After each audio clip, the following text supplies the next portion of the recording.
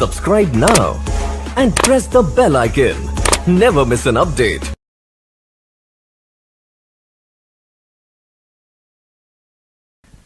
A very good evening to all of you. My name is Manas Pandey and I welcome you all on Skill Hut Academy. सबसे पहले तो मैं आपसे माफ़ी मांगना चाहता हूं क्योंकि इसके पहले सिर्फ एक वीडियो रिलीज़ हुआ है, ये दूसरा वीडियो है।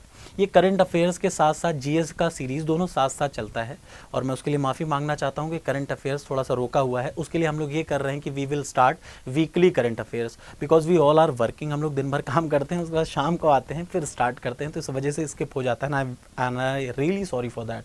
लेकिन अभी यहाँ पे क्या है, इसके मैंने 3 से 4 वीडियो ऑलरेडी बना रखे हैं and I have to just to upload it. सिर्फ इतना करना है कि इसको अपलोड करना है, ठीक है। तो उसके लिए चलिए तो स्टार्ट करते हैं। देखिए ये पॉलिटी है। सबसे पहली चीज़ तो याद रखिए, कोई भी गवर्नमेंट का एग्जाम हो, आइदर इट इज़ यूपीएससी और इट इज़ यूपीपीसीएस, कोई भी गवर्नमेंट का एग्जाम होगा, फॉर एग्जाम्पल यूपीएससी है, तो अब यूपीएससी में आपको पता है कम से कम 20 क्वेश्चन कहाँ से आते हैं, पॉलिटी से आते हैं। यूपीपीसीएस में कितने क्वेश्चन आते हैं, कम से कम 20 क्वेश्चन आते हैं। ऐसे ही एसएससी और बैंक में भी। तो ऐसा कोई एग्जाम है ही नहीं जिसमें इससे क्वेश्चन ना आए, ठीक है। तो ये सबसे पहला है। इसके 20 से 30 वीडियो बनेंगे और मैं आपको ये बता दूं ये क्या है, जिस्ट ऑफ लक्ष्मीकांत। आपको पता होगा ये बाइबल कही जाती है किसकी, इंडियन पॉलिटी की। अगर आपने ये पढ़ लिया तो आपको कुछ पढ़ने की ज़रूरत नहीं, ठीक है। तो और मैं आपसे ये भी कहूँगा कि आप एक बार इस वीडियो को देखिए, फिर डिसाइड करिएगा कि आप लक्ष्मीकांत पढ़ने में कितना आसान लगता है, ठीक है। So will start with the first chapter. We will complete every chapter. Today I am starting with the first chapter. पहले आप पढ़िए, फिर मुझे बताइए and then we will move further. तो सबसे पहला चैप्टर है क्या, प्रेम्बल। प्रेम्बल का मतलब क्या। मैंने आपको एक बुक दी, कोई भी बुक दे सकता हूँ, अननोन बहुत मोटी सी बुक दी, और आप में से मैं पूछूं कि यार 1 मिनट में बताओ कि इस बुक में लिखा क्या है, तो आप कैसे बताओगे, नहीं बता पाओगे कि बता पाओगे। एक तरीका है क्या, जब आप बुक को खोलते हो तो देखो सबसे पहली पेज पे आता है क्या, एक्नॉलेजमेंट। क्या आता है, एक्नॉलेजमेंट। एक्नॉलेजमेंट का मतलब क्या, अपने बाप का, दादी का, भाई का, बाप का, सब का बदला लेता है वो आदमी जो उस ऑथर ने उसको लिखा हुआ है, तो उसको बोलते हैं क्या, acknowledgement. Now if you will move to the second page, अगले पेज पे आप जाएंगे तो आपको वहां दिखा रहेगा प्रीफेस। क्या लिखा रहता है, प्रीफेस। तो आप जैसे ही देखते हैं प्रीफेस तो आपको समझ में आ जाता है। उस प्रीफेस को आप पूरा पढ़िए तो उसमें वो ऑथर ये बताता है कि इस पूरी बुक में मैंने लिखा क्या है। देखिए ठीक, इस पूरी बुक में क्या लिखा, आप उसको पढ़ लीजिए प्रीफेस को and you will get to know कि पूरी बुक का सार क्या है, समरी क्या है। तो ये जो प्रिम्बल है, प्रिम्बल को हिंदी में बोलते हैं प्रस्तावना। क्या बोलते हैं, प्रस्तावना। हम लोग पढ़ने जा रहे हैं क्या, इंडियन पॉलिटी। इंडियन पॉलिटी में क्या है, भारत का संविधान, ठीक है, और उसके एप्लीकेशन जो जहां पे भी हैं आज के टाइम पे। तो उसमें सबसे पहली चीज है प्रस्तावना। अब आप समझ गए ना प्रस्तावना क्या है, तो प्रस्तावना भारत के संविधान का प्रीफेस है। प्रीफेस का मतलब होता है इंट्रोडक्शन। आपको इंट्रोडक्शन पता चल गया तो आपको अंदर के बारे में पूरी चीज पता चल जाएगी, ठीक है ना। दूसरी भाषा में कहें, कोई आदमी रास्ते पे जा रहा है, एकाएक मैं उसको रोकूं और उससे पूछूं तुम कौन हो, तो कैसे पता करूंगा मैं उसकी आईडी कार्ड निकालूंगा। आईडी कार्ड में उसका बेसिक डिटेल, कुछ चीजें जरूरी कि वो कहाँ काम करता है उसके बारे में बता रहेगा, उसका नाम क्या है, पिता का नाम क्या है, मोबाइल नंबर क्या है, समझ गए ना। तो ठीक उसी तरीके से प्रेम्बल है। तो so preamble is nothing but the preface और introduction of the Indian constitution. ठीक, हम लोग एक एक चीज पे सबसे पहले क्या करेंगे, हम लोग प्रेम्बल पढ़ेंगे। फिर प्रेम्बल के जो सबसे इंपॉर्टेंट पॉइंट है जिसपे यूपीएससी और यूपीपीसीएस एसएससी आजकल क्वेश्चन पूछती है, हम लोग उसके एक एक पॉइंट पे डिस्कस करेंगे। So let us start and if you will feel that the content is genuine, please like and share it. तो चलिए स्टार्ट करते हैं कॉन्स्टिट्यूशन ऑफ इंडिया के प्रेम्बल से। प्रेम्बल का मतलब प्रस्तावना, हिंदी में इंग्लिश दोनों में लिखा है, so I feel you will be comfortable with this.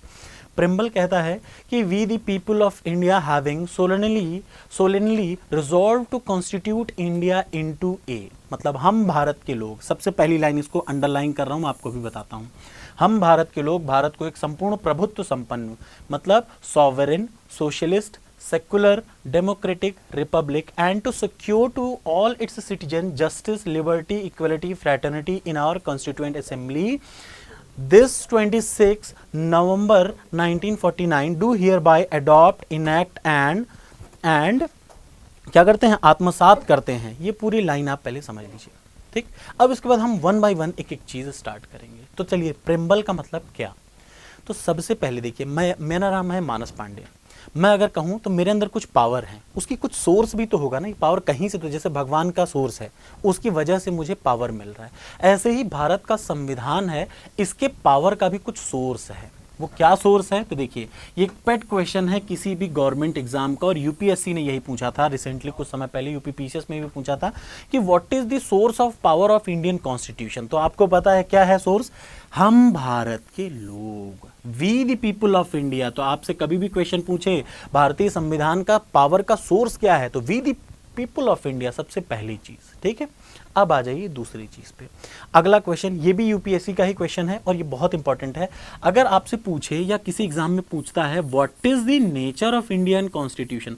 अब मैं आपको एक बात बताऊं कि यूपीएससी का इंटरव्यू हो रहा था आईएएस परीक्षा का, उसमें एक मेरे दोस्त हैं, उन्होंने दिया था, मतलब मैं तो आज तक प्री ही निकाला हूं, मैं मेंस नहीं निकाला हूं, so I can tell you how to qualify the prelims exam, और वहां तक कि मैं आपको बता रहा हूं। हालांकि ये चीज बहुत इंपॉर्टेंट है for pre and mains, GS paper 2 में ये सब आता है, आपको एक एक चीज को एक्सप्लेन करना होगा, उसके लिए सबसे बेस्ट है। देखिए, आप इस वीडियो को देखिए, फिर आप सॉल्व करके देखिएगा जीएस पेपर 2, चाहे यूपीपीसीएस चाहे यूपीएससी, आपको आराम से सॉल्व करने को मिलेगा, ठीक है।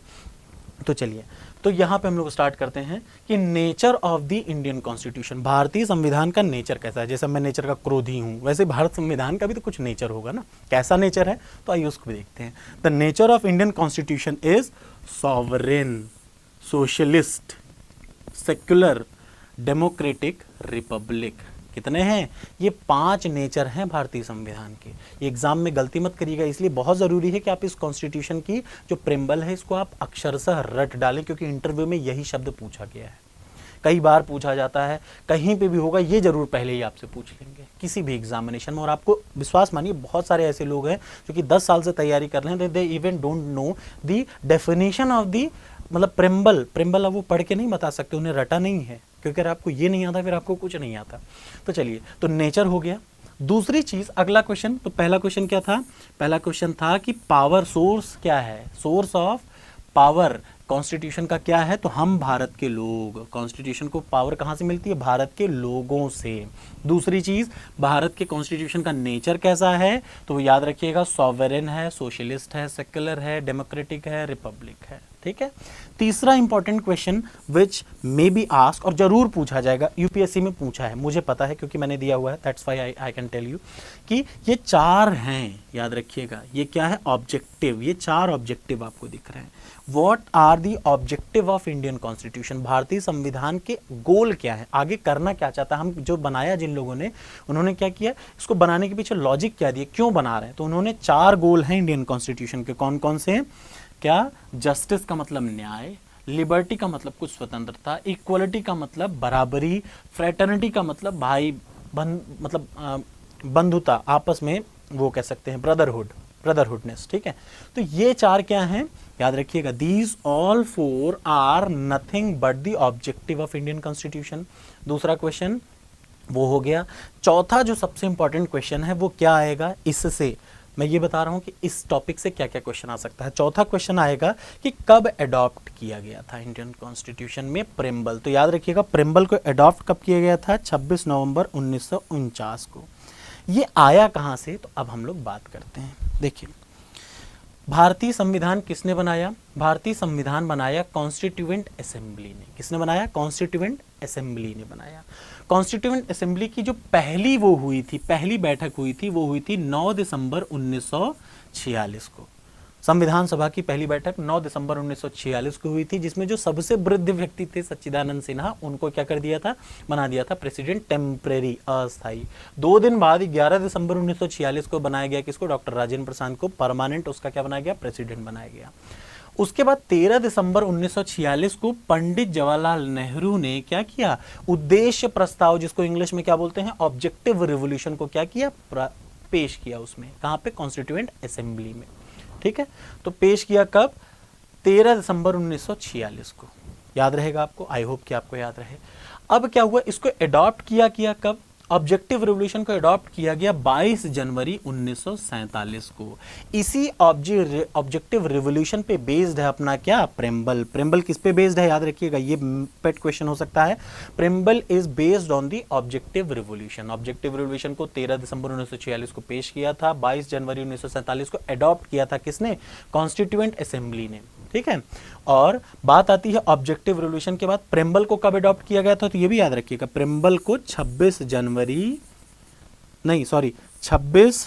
नवंबर 1949 को अडॉप्ट किया गया था। क्या? 26 नवंबर 1949 को प्रेम्बल को अडॉप्ट किया गया था।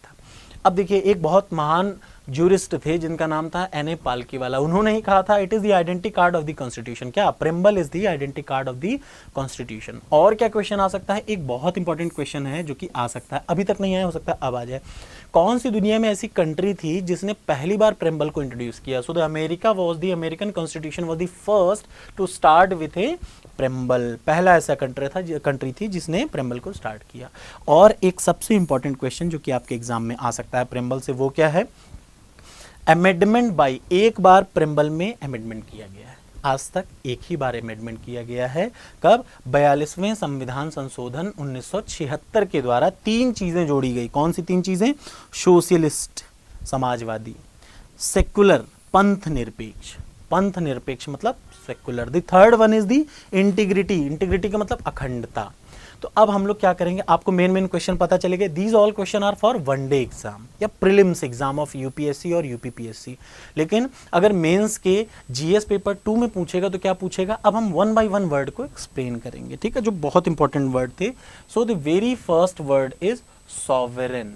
सॉवरेन का मतलब होता है संप्रभु, और सॉवरेनिटी का मतलब होता है संप्रभुता। याद रखिएगा, सॉवरेन का मतलब संप्रभु, सॉवरेनिटी का मतलब संप्रभुता। तो देखिए, दुनिया में 3 किस्म के देश होते हैं। कितने किस्म के देश? 3 किस्म के देश, या 3 किस्म के लोग भी होते हैं।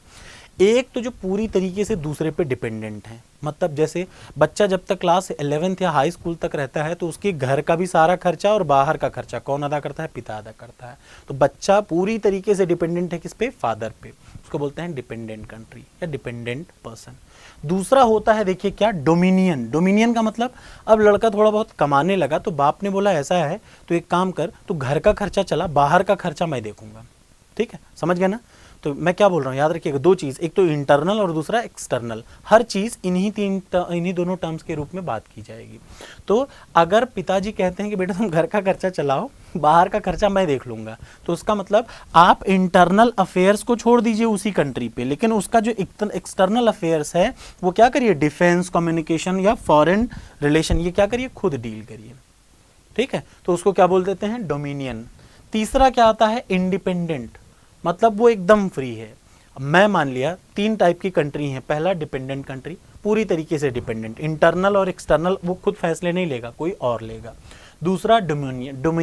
डोमिनियन का मतलब मेरे आंतरिक फैसले तो मैं ले सकता हूँ, लेकिन मेरी कुछ फैसले कौन लेगा? कोई दूसरा स्टेट या दूसरा राष्ट्र ले, उसको क्या बोलते हैं? Dominion state.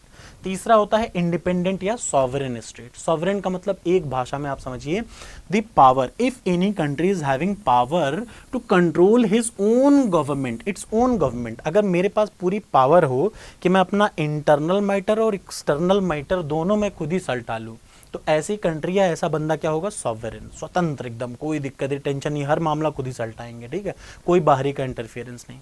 तो अब इंडिया की बात करते हैं। ये तीनों चीज़ को एक्सप्लेनेशन इंडिया के रिस्पेक्ट में बात करते हैं। तो क्या था? 15 अगस्त 1947 से पहले, बिफोर 1947, 15 अगस्त के पहले भारत कैसा था? डिपेंडेंट था। मतलब हर चीज़ में किस पे डिपेंडेंट हो गया था? ब्रिटेन पे डिपेंडेंट हो गया था। अगली चीज़, 15 अगस्त 1947 से 26 जनवरी 1950 के बीच में भारत कैसा स्टेट था? डोमिनियन स्टेट था। मैंने फिर से बताया ना कि अगर घर में है तो पिता ने बोला कि तुम घर के खर्चे संभालो, बाहर खर्चा मैं देख लूंगा, तो ये क्या है? Dominion state. तो पिता कौन हुआ? ब्रिटेन, बेटा कौन हुआ? भारत। ये कब तक था? 15 अगस्त 1947 से 26 जनवरी 1950, जब तक भारत का संविधान लागू नहीं हुआ। ठीक, फिर क्या था? आफ्टर 26 जनवरी 1950 भारत कैसा बना? भारत बना एक सॉवरेन कंट्री, संप्रभु। मतलब अब हम अपने कंट्री का इंटरनल और एक्सटर्नल गवर्नेंस हम खुद चलाएंगे, हमें किसी की ज़रूरत नहीं है। तो उसको कंट्री को क्या बोलते हैं? सॉवरेन। आई होप कि ये कॉन्सेप्ट आपका क्लियर हो गया होगा। तो याद रखिए, जब भी मेंस में क्वेश्चन पूछे तो आपको इन्हीं दोनों टर्म्स के रूप में इसको एक्सप्लेन करना है, और प्रीलिम्स में पूछेगा तो भी आप एक्सप्लेन कर ही सकते हैं। So let us start with the second important point, socialism. Socialism क्या होता है? ये सारे वो पॉइंट हैं देखिए जो प्रेम्बल में आए हैं, और ये कहीं भी आएंगे, ये अक्सर आ जाते हैं। ठीक है, तो सोशलिज्म का हिंदी में मतलब होता है, देखिए, समाजवाद। नाम से ही समझ में आ रहा है समाजवाद। ठीक है, समाजवाद क्या है? उसके पहले आप ये समझिए कि चौराही क्या है। ठीक है, मतलब कि 2 टाइप के सोशलिज्म होते हैं दुनिया में। सबसे पहला होता है डेमोक्रेटिक सोशलिज्म। हर चीज़ का मतलब मैं आपको समझाऊंगा, लेकिन पहले आप स्टार्ट कर रहे हैं। सबसे पहला होता है डेमोक्रेटिक सोशलिज्म और दूसरा होता है कम्युनिस्टिक सोशलिज्म। तो सबसे पहले कम्युनिस्टिक सोशलिज्म से स्टार्ट करते हैं। कम्युनिस्टिक सोशलिज्म क्या होता है? अगर कोई कंट्री में, जैसे गवर्नमेंट है, कोई कंट्री में सेंट्रल गवर्नमेंट है, अगर गवर्नमेंट कहती है कि हर चीज़ नेशनलाइज कर दो, प्राइवेट पार्टी कोई रह ही ना जाए, सिर्फ और सिर्फ क्या रहे, नेशनलाइज कर दो हर चीज़ को, तो ऐसी सोशलिज्म को क्या बोलते हैं? Communistic socialism. समझ रहे हैं ना? दूसरे टाइप का सोशलिज्म क्या होता है? Democratic socialism. डेमोक्रेटिक सोशलिज्म में आप साफ साफ दिख रहा है क्या? पब्लिक प्लस प्राइवेट, मतलब गवर्नमेंट भी काम करे, प्राइवेट भी काम करे। ऐसी इकोनॉमी को कौन सी इकोनॉमी बोलते हैं? Mixed economy. मतलब अगर कोई ऐसा सोशलिज्म है जिसमें मिक्स्ड इकोनॉमी काम करे, जैसे भारत क्या है? मिक्स्ड इकोनॉमी है। यहाँ पे प्राइवेट प्लेयर्स भी हैं, गवर्नमेंट प्लेयर्स भी हैं, सब मिलके काम करते हैं। ठीक है, अब आप समझेंगे कि ये क्या है। जैसे कोई गेहूं ही है, तो गेहूं है, कोई उसको प्रोड्यूस कर रहा है, कोई उसको डिस्ट्रीब्यूट कर रहा है, तो गवर्नमेंट उसको क्या कर रही है? डिस्ट्रीब्यूट कर रहा है। और बंदा, बाहरी बंदा, मतलब एक प्राइवेट प्लेयर क्या कर रहा है? उसको मतलब गेहूं उगा रहा है, गवर्नमेंट उसको डिस्ट्रीब्यूट कर रही है। तो यहाँ पब्लिक प्राइवेट पार्टनरशिप होती है in case of mixed economy. तो भारत कैसा है? अब बताइए, आप खुद ही सोच सकते हैं, एग्जाम में क्वेश्चन आएगा, India is a communistic socialism country और या डेमोक्रेटिक सोशलिस्टिक कंट्री। तो आपको क्लियर सा पता होना चाहिए भारत कैसा है? डेमोक्रेटिक सोशलिज्म को फॉलो करता है। अगली पॉइंट पे आ जाएं। आई होप कि आपको हर पॉइंट समझ में आ रहा होगा, and I will request you for having any kind of problem, या आपको लगता है कुछ पढ़ाने में समस्या है, तो भी आप नीचे कमेंट बॉक्स में कमेंट कर सकते हैं। आई थिंक कोई प्रॉब्लम तो नहीं है। तो अगला पॉइंट हम लोग स्टार्ट करते हैं, क्या? डेमोक्रेटिक। बहुत ही इंपॉर्टेंट, आपको आज सारी डेफिनेशन क्लियर हो जाएंगी पॉलिटी से रिलेटेड, जो बेसिक है। इससे आपको बेसिक पॉलिटी में समझने में कभी कोई दिक्कत नहीं आएगी। लोकतंत्र क्या है? तो सबसे पहले हिंदी में समझिए, हिंदी भाषा वालों के लोगों के लिए लोकतंत्र क्या है? जनता का, जनता द्वारा, जनता के लिए शासन ही। जनता का, जनता के लिए, जनता द्वारा शासन ही क्या है? लोकतंत्र है। हिंदी में बोले तो of the people, for the people and by the people. ये क्या होता है? लोकतंत्र होता है। अब देखिए, दुनिया में दो तरह के लोकतंत्र होते हैं। पहले तो आप समझ गए ना, लोगों का, लोगों द्वारा, लोगों के लिए शासन ही क्या है? लोकतंत्र है।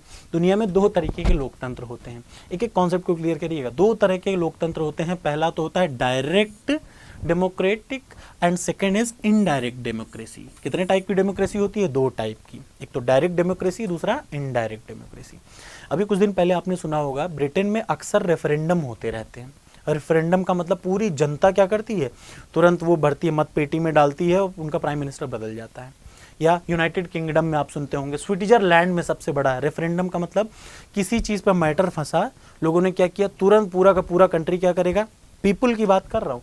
अगर कभी भी डेमोक्रेसी में, डायरेक्ट डेमोक्रेसी क्या है? जब लोग डायरेक्टली किसी चीज़ को सेलेक्ट कर लेते हैं, मतलब नहीं हमें ये प्रधानमंत्री नहीं चाहिए, हमने सीधे सेलेक्ट कर लिया प्रधानमंत्री ये रहेगा। या कोई मैटर फंसा, उस पर लोगों ने तुरंत चुनाव किया, तुरंत वो हो गया। That is known as referendum. इसी को बोलते हैं क्या? Direct democracy. दूसरी क्या होती है? Indirect democracy. बहुत ध्यान से देखिएगा, बहुत ज़रूरी है। इनडायरेक्ट डेमोक्रेसी का मतलब, हमने किसी को चुना, जैसे भारत में लोकसभा का चुनाव होता है तो प्रधानमंत्री मोदी जी इस समय, तो हमने मोदी जी को डायरेक्ट थोड़ा ना चुना। हमने किसको चुना? हमने पहले लोकसभा चुनी। हमने क्या किया? कुछ लोगों को चुना। हमने क्या किया? 542 लोगों को चुना, या 543 लोगों को हमने चुना। इन 543 लोगों पे जो अब चुनाव हुए हैं, इन लोगों ने किसको बनाया? अपना नेता बनाया मोदी जी को। तो हमने मोदी जी को डायरेक्ट थोड़ा ना चुन लिया कि हमने तुरंत चुन लिया। या आप कहिए श्री रामनाथ कोविंद जी हमारे देश के राष्ट्रपति हैं, हमने उनको डायरेक्ट चुन लिया? नहीं। याद रखिएगा, अगर किसी चीज़ को जनता, मतलब मैं जनता हूं, अगर मैं किसी चीज़ को डायरेक्ट चुनाव कर ले रहा हूं, कि मतलब मैं चाहता हूं कि यही मोदी जी ही प्रधानमंत्री हो, पूरा देश उस पर क्या करे? मत चुनाव कर दे। चुनाव का मतलब होता है कि मतपेटी में अपना नाम डाल दे कि मैं चाहता हूँ मोदी प्रधानमंत्री बने, वो चाहते हैं मोदी प्रधानमंत्री बने, तो उसको क्या बोलते हैं? रेफरेंडम बोलते हैं। लेकिन अगर मैं कहूँ कि मैं लोगों को, representatives elected by the people, मतलब हमने किसी को इलेक्ट किया, उन्होंने किसको बनाया नेता? मोदी जी को बनाया, तो उसको बोलते हैं इनडायरेक्ट डेमोक्रेसी। याद रखिए। और इनडायरेक्ट डेमोक्रेसी कितने टाइप का होता है? दो टाइप का फिर से होता है। एक एक चीज़ को क्लियर करते हुए चाहिएगा। एक डायरेक्ट डेमोक्रेसी, दूसरा इनडायरेक्ट। इनडायरेक्ट भी दो टाइप का होता है। सबसे पहला पार्लियामेंट्री और दूसरा प्रेसिडेंशियल। पार्लियामेंट्री क्या होता है? पहले तो देखिए, डायरेक्ट डेमोक्रेसी का एग्जाम्पल है स्विट्जरलैंड। ठीक है, पार्लियामेंट्री क्या होता है? पार्लियामेंट्री जो डेमोक्रेसी है एक टाइप की इनडायरेक्ट डेमोक्रेसी है। इसमें क्या होता है? पार्लियामेंट होता है। पार्लियामेंट का मतलब जैसे भारत है, तो भारत में आप देखिए दो है ना, एक लोकसभा है और दूसरी क्या है? राज्यसभा है। ठीक है। पार्लियामेंट्री सिस्टम में क्या होता है? इसका जो हेड होता है, देखिए इसमें क्या होता है, इसका जो हेड होता है, जैसे जो भारत का जो राष्ट्रपति है वो खुद से नहीं चुना हुआ है, प्लस यहाँ पे कैसे सारा शासन कैसे चलता है? पार्लियामेंट मतलब दो है, लोकसभा और राज्यसभा, ये मिलके चलाएंगे। ठीक है ना। ओरिजिनल पावर किसके पास होती है? पार्लियामेंट के पास होती है, याद रखिएगा। पार्लियामेंट्री डेमोक्रेसी में। प्रेसिडेंशियल डेमोक्रेसी में क्या होता है? प्रेसिडेंशियल डेमोक्रेसी जैसे अमेरिका में क्या है? वहां पे अभी नए नए जो बिडेन बने हुए हैं, तो प्रेसिडेंट के पास सारी पावर है। ओरिजिनल पावर मतलब एक नाम के लिए पावर और एक ओरिजिनल पावर। तो अमेरिका में कौन है? प्रेसिडेंशियल डेमोक्रेसी है। ठीक है। और इंडिया में क्या है? पार्लियामेंट्री। भारत में कोई भी फैसले क्या अपने आप को ही ले लेगा क्या? पार्लियामेंट उस पर क्या करेगी? बहस करेगी, डिसाइड होगा, तब कानून बनेगा। यहाँ क्या है? डायरेक्ट ओरिजिनल पावर किसके पास है? प्रेसिडेंट के पास है। ठीक। तो आपको क्लियर हो गया होगा आई होप डेमोक्रेसी। एक भी चीज में कोई डाउट हो तो you can ask. Thank you so much. So let's start with the next point. Thank you so much का मतलब हम बंद नहीं करने जा रहे हैं, हम लोग अगला पॉइंट स्टार्ट करने जा रहे हैं। अगला क्या है? सेक्युलरिज्म। अरे बाप रे, ये एक ऐसा पॉइंट है, पिछले जब से प्रधानमंत्री मोदी जी बन गए हैं भारत के प्रधानमंत्री, उस समय से ये पॉइंट मैटर जो है इतना चर्चा में है। सेक्युलरिज्म का मतलब क्या होता है?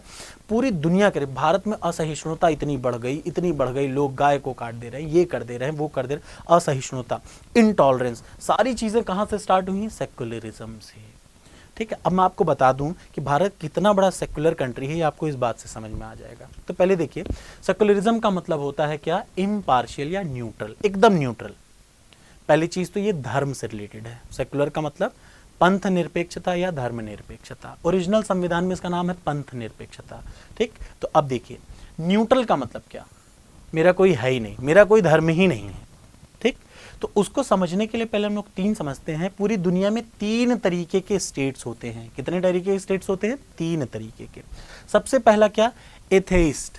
एथेइस्ट का मतलब क्या होता है? ऐसा स्टेट या ऐसा देश जिसका कोई धर्म माने ही ना। जैसे चाइना ने कह दिया हमारे देश में कोई धर्म ही नहीं माना जा सकता, तो वो क्या है? एथेइस्ट। और क्या है?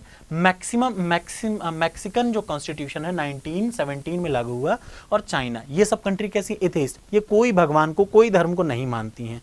ना हम रहेंगे ना हम रहने देंगे, ये वाला सिस्टम है इनका। ना हम हैं ना हम रहने देंगे।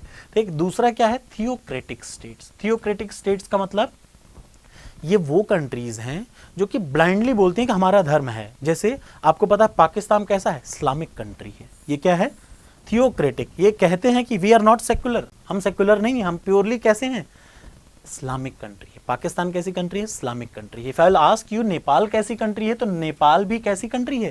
थियोक्रेटिक स्टेट है। यहाँ पूरी तरीके से ये हिंदू राष्ट्र है नेपाल, इट्स नॉट सेक्युलर, याद रखिएगा। कंबोडिया कैसा है? कंबोडिया में आप देखिए, कंबोडिया में ऑफिशियली सब लोग जानते हैं कंबोडिया में क्या है? बुद्धिज्म है। तो ये क्या है? सेक्युलर है? नहीं, इट्स नॉट सेक्युलर। और तीसरा जो सबसे इंपॉर्टेंट है बेचारा इंडिया, वो क्या है? Secular state.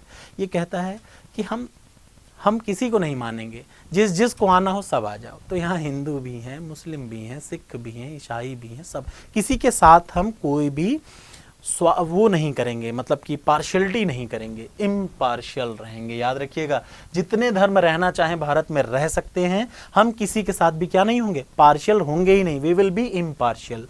तो ऐसी कंट्री कौन कौन है? यूएसए है। यूएसए में कोई भी जाके रह ले, हम भी रहें, पाकिस्तानी भी रहे, बुद्धिज्म भी रहे, हर पूरा गांव वहीं पे बच जाए, कोई दिक्कत नहीं। In a similar way India is having the country which follows the secularism. तो जो लोग बोलते हैं कि भारत एक सेक्युलर है, जैसे आप बोलिए सऊदी अरेबिया क्या है? Muslim country. Obviously we all know that it's a Islamic country. तो भारत कैसा है? सेक्युलर है कि एथेइस्ट है कि थियोक्रेटिक है? भारत एक सेक्युलर है। फिर भी लोगों को लगता है कि भारत में क्या है? बहुत ही असहिष्णुता है, जबकि यहाँ सब ऐसे ही घुले मिले रहते हैं, किसी को कोई दिक्कत नहीं होती। Let us start with the next important point, Republic. इसका भी एक बहुत इंपॉर्टेंट, देखिए ये जितने भी पॉइंट हैं ये प्रीलिम्स के लिए तो इंपॉर्टेंट हैं, उससे कहीं ज़्यादा इंपॉर्टेंट है मेंस के लिए। जीएस पेपर 2 में ना एक एक लाइन बाय लाइन यही सीधे सीधे पूछ जाता है कि एक्सप्लेन द टर्म रिपब्लिक। और चूंकि देखिए यूपी पीसीएस में अभी हाल ही में स्टार्ट हुआ है सब्जेक्टिव, वरना इसके पहले ऑब्जेक्टिव पेपर होते थे जीएस के 1-2 साल पहले, अब हुआ है सब्जेक्टिव। तो अब ऐसा नहीं है कि वो बहुत ज़्यादा गहरा डिटेल आपसे पूछ देगा, एकदम डिटेल में पूछ डाला, आपसे वो क्लियर डेफिनेशन ही पूछेगा। ठीक है। तो आपको ये सब चीज़ें पता होनी चाहिए। क्या? रिपब्लिक क्या होता है? रिपब्लिक को हिंदी में बोलते हैं गणराज्य। क्या बोलते हैं? गणराज्य। भारत रिपब्लिक है, yes, India is a Republic. अब देखिए, दो टाइप के रिपब्लिक होते हैं। कितने टाइप के रिपब्लिक होते हैं? पहली चीज तो रिपब्लिक होने का मतलब डेमोक्रेटिक होना। लोकतांत्रिक में भी लोकतांत्रिक गणराज्य है भारत। भारत क्या है? डेमोक्रेटिक रिपब्लिक है। तो डेमोक्रेटिक का मतलब वो क्लियर हो गया। रिपब्लिक में आ जाइए। रिपब्लिक दो टाइप के होते हैं। एक तो होता है मोनार्की या मोनार्ची, कुछ मोनार्की ही मैं बोलता हूँ, ठीक है। मोनार्की का मतलब राजतंत्र। राजतंत्र मतलब ऐसा चीज जहां पे राजा बादशाह हो। अब जाहिर सी बात है, मोनार्की का मतलब राजा बादशाह हो, इसका मतलब भारत में पहले क्या था? एब्सोल्यूट मोनार्की था। मतलब मैं राजा बना, मेरा बेटा राजा बनेगा, उसका बेटा फिर राजा बनेगा, उसका बेटा फिर राजा बनेगा। तो ये क्या है? इनहेरिटेंस, उत्तराधिकार था। बाप राजा, बेटा राजा, बेटा का बेटा राजा। तो ऐसे सिस्टम को क्या बोलते हैं? मोनार्की। अभी दुनिया में ये कहाँ पे है? तो आपको पता होगा, ब्रिटेन की रानी एलिजाबेथ थी, वो उनका पूरा खानदान चला रहा है। इस समय चार्ल्स हैं कि क्या है, तो वो कैसा है? मोनार्की। तो मोनार्की कहाँ पे है? ब्रिटेन में है। और बाकी दूसरा टाइप का क्या होता है? रिपब्लिक। एक तो होता है डेमोक्रेटिक, जो डेमोक्रेटिक होते हैं कंट्री, वो दो टाइप की, एक मोनार्की और दूसरा रिपब्लिक। रिपब्लिक में क्या होता है कि ऐसी कंट्री को रिपब्लिक बोलते हैं जिसका हेड हमेशा क्या हो? डायरेक्टली या इनडायरेक्टली इलेक्टेड हो। याद रखिएगा, भारत कैसा है? रिपब्लिक है कि नहीं, ये हम कैसे कहते हैं? अगर भारत का हेड का मतलब भारत का राष्ट्रपति, चाहे तो वो डायरेक्टली इलेक्टेड हो या वो इनडायरेक्टली इलेक्टेड हो, लेकिन वो कैसा हो? इलेक्टेड हो। भारत का राष्ट्रपति कैसा है? इलेक्टेड है। डायरेक्टली कि इनडायरेक्टली? इनडायरेक्टली, ठीक है। अमेरिका का राष्ट्रपति कैसा है? इलेक्टेड है। हर आदमी जो कि इलेक्टेड है, या हर हेड, हर राष्ट्र का हेड अगर इलेक्टेड या डायरेक्टली या इनडायरेक्टली इलेक्टेड है, तो वो राष्ट्र क्या कहलाएगा? रिपब्लिक कहा जाएगा। याद रखिएगा। और अगर पैतृक संपत्ति चल रही है, जैसे राजा बने उनका बेटा फिर उनका बेटा, तो वो क्या है? मोनार्की। तो जो डेमोक्रेटिक कंट्री होती हैं वो दो टाइप की होती हैं, याद रखिएगा। एक तो रिपब्लिक, दूसरा मोनार्की। भारत मोनार्की है कि रिपब्लिक है? रिपब्लिक है। आई होप कि इसके बाद आपको ये डाउट क्लियर हो गया होगा। नेक्स्ट, अब ये बहुत छोटे छोटे हैं। लिबर्टी, ये क्या है? लिबर्टी। आपको पता होगा, ये आपको याद रखनी चाहिए कि ये जब हम लोग पढ़ रहे थे कॉन्स्टिट्यूशन की, वो प्रेम्बल पढ़ रहे थे, तो प्रेम्बल में हमने एक चीज़ पढ़ा, लिबर्टी। लिबर्टी क्या होती है? स्वतंत्रता। तो भारत के संविधान में जो फंडामेंटल राइट्स हैं उनके अकॉर्डिंग कुछ ये क्वेश्चन बहुत इंपॉर्टेंट है, क्योंकि ये प्रीलिम्स के क्वेश्चन है। देखिए, लिबर्टी कौन कौन सी भारत में है, किन चीज़ों की लिबर्टी है? मैं कुछ भी सोच सकता हूँ, भारत में इस चीज़ की लिबर्टी है। लिबर्टी का मतलब स्वतंत्रता। लिबर्टी का मतलब स्वतंत्रता। मैं कुछ सोच सकता हूँ, मेरा मन हो मैं कुछ भी कह दूँ। आपको पता है, कोई भी उठ के गाली दे देता है प्रधानमंत्री को, ये क्या है? लिबर्टी ही तो है ना। We are having some kind of freedoms. हम कुछ भी मान सकते हैं। बिलीव का मतलब मैं चाहे जिस धर्म को मानना चाहूँ, क्या कर लूँ? मान लूँ। अब देख रहे हैं आप, सारी चीज़ देखिए, तो इससे समझ में आता है कि भारत क्या है? सेकुलर है, किसको मिटा नहीं सकता कोई भी इसको। हम किसी भी धर्म की पूजा कर सकते हैं, मैं किसी भी चीज़ को मान सकता हूँ, मैं कुछ भी बोल सकता हूँ, ठीक। ये क्या है? लिबर्टी। लेकिन अब यहाँ पे ध्यान रखिएगा, स्वतंत्रता का ये कतई मतलब नहीं होता कि हवा में मेरा मन करे मैं गोली चलाता फिर ये करूं। हर आदमी की स्वतंत्रता वहां पे खत्म हो जाती है जहां दूसरे की शुरू होती है। इसका मतलब एक बहुत बड़े दार्शनिक ने कहा था कि your freedom ends where my nose begin. मेरी नाक जहां से शुरू होती है वहां से आपकी स्वतंत्रता खत्म हो जाती है। इसका मतलब आप वहीं तक स्वतंत्र हैं जब तक आपकी स्वतंत्रता से आपके बगल वाले को प्रॉब्लम ना हो, till the time you are having liberty, ठीक है। तो ये लिबर्टी है। तो कौन कौन सी लिबर्टी है? कुछ भी सोचने की लिबर्टी है, एक्सप्रेशन की लिबर्टी है, बिलीव की लिबर्टी है, किसी भी धर्म को मानने की लिबर्टी है, ठीक। अगला कौन सा इंपॉर्टेंट पॉइंट था? जस्टिस। भारत में ये देखिए, ये अभी 1-2 साल पहले क्वेश्चन पूछा गया था। जस्टिस, भारत के कॉन्स्टिट्यूशन में किस टाइप के जस्टिस हैं? तो 3 टाइप के जस्टिस हैं, याद रखिएगा। सोशल, सामाजिक, आर्थिक और राजनैतिक। ये क्या थे? ये भारत के क्या थे? ये ऑब्जेक्टिव्स हैं। तो भारत का जो संविधान है वो कैसा है? सोशल, इकोनॉमिक और पॉलिटिकल जस्टिस को प्रेफर करता है। ये आगे उनका गोल है, ठीक है। इक्वलिटी का मतलब बराबरी। हम किसी भी नौकरी के अप्लाई करेंगे, मतलब इक्वलिटी का मतलब समान चीज़ों को, किसी भी चीज़ को पाने के लिए सबके पास समान अधिकार है। तो ये भी भारत में फंडामेंटल राइट के तौर पे दिया गया है, ठीक है। और उसके बाद क्या है? फ्रैटर्निटी। फ्रैटर्निटी का मतलब होता है ब्रदरहुड, हम सब भाईचारे के साथ रहें, that is known as the fraternity. तो ये सारे इंपॉर्टेंट पॉइंट्स थे किसके? प्रेम्बल के। और इतने सारे क्वेश्चन आपसे पूछ सकता है, चाहे प्रीलिम्स हो चाहे मेंस हो। अब देखिए 15-16 क्वेश्चन हो चुके हैं। अब 2 इंपॉर्टेंट पॉइंट और हम लोग बात करेंगे, उसके बाद we will stop this. Next lecture में हम लोग अगला टॉपिक करेंगे चैप्टर 2। ये वीडियो ऑलरेडी बना हुआ है तो आप लोग परेशान मत होइएगा, इसमें आने में समय नहीं लगेगा। विद इन 1 और 2 day it will be released, इसके बाद वाला video. So let us start. अगला ये 2 पॉइंट बचे हुए हम लोग देख लेते हैं कि क्या preamble is a part of constitution, preamble Bharat के संविधान का पार्ट है कि नहीं है। बहुत इस पे चर्चा हुई, बहुत माहौल बने, लोगों ने बहुत इस पे लड़ाइयाँ करी कि प्रिम्बल को, प्रस्तावना को भारत का संविधान का हिस्सा माना जाए कि ना माना जाए। तो बकवास हम लोग नहीं करेंगे, हम लोग सीधे काम की बात पे आएंगे। 3 चीज़ थे, एक तो बेरूबारी यूनियन केस 1960 में सुप्रीम कोर्ट ने कह दिया कि नहीं, preamble is not a part of constitution, preamble Bharat के संविधान का हिस्सा है ही नहीं, ठीक है, कह दिया था। लेकिन फिर देखिए, अब ऐसा आप किसी चीज़ को कह दें कि किताब के आगे का इंट्रोडक्शन, जिसमें आपने एक बताया मैंने शुरुआत में, एक एक्नॉलेजमेंट होता है, दूसरा होता है क्या, प्रीफेस ही गायब कर दी, तो मज़ा कहाँ से आएगा, नहीं हो पाएगा ना। तो क्या हुआ, 73 में ये बहुत महान आदमी थे, इनका नाम था केशवानंद भारती। ये बहुत बड़ा केस है, ये इतना बड़ा केस है, इसको बहुत बड़ा माइलस्टोन माना जाता है भारतीय संविधान में। केशवानंद भारती बनाम वर्सेस केरल राज्य सरकार, ये था, याद रखिएगा, बहुत इंपॉर्टेंट है। कब था, 1973 में। इसमें सुप्रीम कोर्ट ने क्या कहा कि यार देखो ऐसा है कि ये it is a part of constitution, ठीक है, ये क्या है, preamble is a part of constitution. किसमें कहा, केशवानंद भारती बनाम केरल राज्य सरकार में कहा, ठीक। और इतने पे ही नहीं रुका, उसके बाद फिर एक डिसीजन हुआ LIC इंडिया केस 1995 में।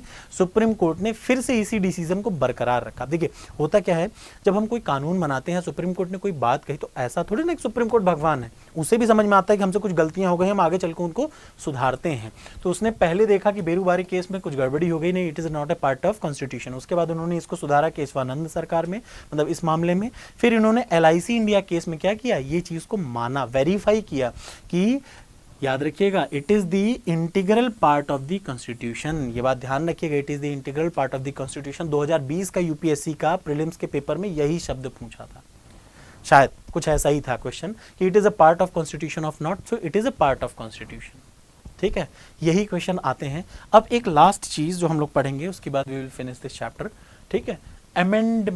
अमेंडेबिलिटी ऑफ प्रिम्बल, क्या प्रिम्बल को कभी बदलाव किया जा सकता है, इसमें कुछ सुझाव संशोधन किए जा सकते हैं। तो सबसे पहले आपको एक बात याद रखना चाहिए, कॉन्स्टिट्यूशन अमेंडमेंट आर्टिकल 368, अगर आप संविधान में कोई भी आपको संशोधन करना है ना, तो एक आर्टिकल है, कौन सा, आर्टिकल 368, इसके तहत ही आप संशोधन कर पाएंगे। लेकिन हुआ मैटर क्या कि जब 1960 में भी 2 मिनट पहले मैंने बताया, 1960 में बेरूबारी केस में जब सुप्रीम कोर्ट ने कह दिया यार ये तो संविधान का एक पार्ट है ही नहीं, तो क्या हुआ, जब ये संविधान का हिस्सा नहीं है तो आप इसमें कुछ भी अमेंडमेंट कर सकते हैं, इसको 368 के तहत क्या कर सकते हैं, अमेंडमेंट कर सकते हैं, नहीं, क्योंकि ये संविधान का हिस्सा तो है नहीं। लेकिन फिर क्या हुआ, 1973 में Kesavananda Bharati versus state of Kerala case में क्या हुआ, कहा गया कि इसको अमेंड किया जा सकता है। क्यों, क्योंकि ये संविधान का एक हिस्सा है। याद रखिएगा, this is the most important point.